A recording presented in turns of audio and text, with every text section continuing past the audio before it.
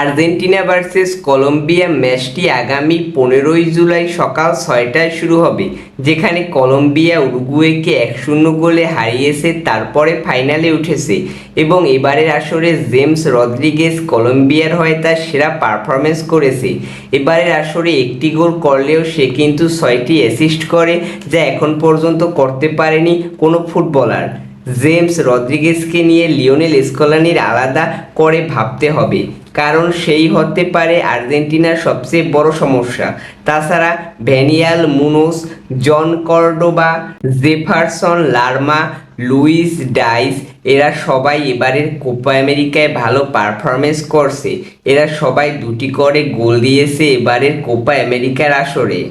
আমরা সবাই জানি আর্জেন্টিনা কতটা শক্তিশালী দল, যারা এবারের আসরে সব কয়টি ম্যাচই জিতেছে।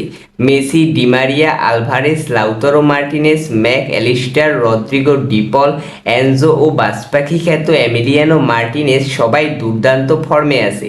দলের কম্বিনেশনও খুব ভালো। তাছাড়া আর্জেন্টিনা যে কোপা আমেরিকার ডিফেন্ডিং চ্যাম্পিয়ন, তাছাড়া ডিমারিয়া তার আর্জেন্টিনা ফুটবলের শেষ ম্যাচটি খেলবে, তাই আর্জেন্টিনার দল অবশ্যই চাইবে ডিমারিয়ার বিদায় যেন আরেকটি ট্রফি জয়ের মাধ্যমে হয়।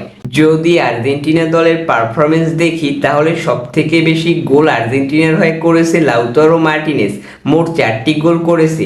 মেসি এবারের আসরে 1টি গোল ও 1টি অ্যাসিস্ট করেছে। জুলিয়ান আলভারেজ 2টি গোল করেছে। ম্যাক অ্যালিস্টার ও এনজো ফার্নান্দেস এবারের আসরে 2টি অ্যাসিস্ট করেছে। রদ্রিগো ডিপল ও ডিমারিয়া 1টি করে অ্যাসিস্ট করেছে। এমিলিয়ানো মার্টিনেস তার সেরা সময়ে রয়েছে। তার সেভগুলোই মূলত বেশিরভাগ সময় আর্জেন্টিনাকে জিতিয়েছে। বর্তমান সময়ের পারফরমেন্স যদি দেখি, আর্জেন্টিনা এবারের আসরে 5টি ম্যাচ খেলেছে এবং 5টি ম্যাচই জিতেছে। কলম্বিয়াও এবারের আসরে 5টি ম্যাচ খেলেছে, 4টি ম্যাচ জিতেছে এবং 1টি ম্যাচ ড্র হয় ব্রাজিলের সাথে। এবারের কোপা আমেরিকায় আর্জেন্টিনা 8টি গোল করেছে এবং কলম্বিয়া এবারের আসরে 12টি গোল করে। আর্জেন্টিনা গোল হজম করে 1টি এবং কলম্বিয়া গোল হজম করে 2টি।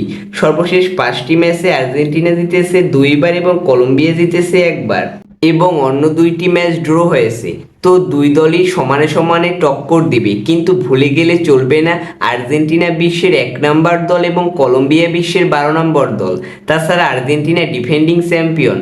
অভিজ্ঞতা, তারুণ্য, গতি সবই আছে আর্জেন্টিনার কাছে। তো বন্ধুরা, আপনার কাছে কি মনে হয় কোন দল জিতবে এবারের কোপা আমেরিকায়? আমার মতে তো এবারের কোপা আমেরিকা জিতবে আর্জেন্টিনা। আপনার মতামত কমেন্টে জানান এবং ভিডিওটি ভালো লাগলে অবশ্যই লাইক করুন এবং সাবস্ক্রাইব করে পাশে থাকুন। ধন্যবাদ।